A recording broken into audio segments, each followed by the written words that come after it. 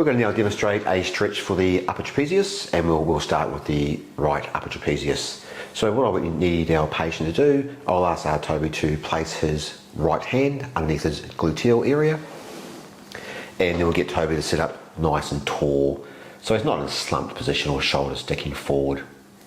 Now from here, we're going to ask Toby to bring his left ear towards his left shoulder and stop when you feel a nice comfortable stretch, and never stretch into pain.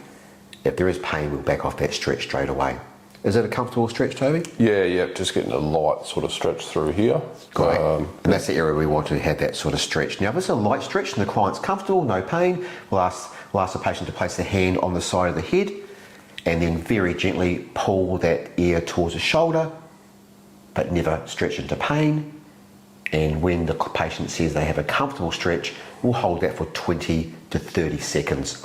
And once again, the client could describe that stretch in the upper, middle, lower aspect of that trapezius muscle.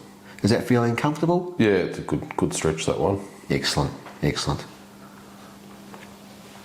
And once again, remember, never stretch into pain. Stretching should always be very comfortable. And the client might actually mention while they're holding the stretch that muscle starting to actually release, which is a good sign with that myofascial structure.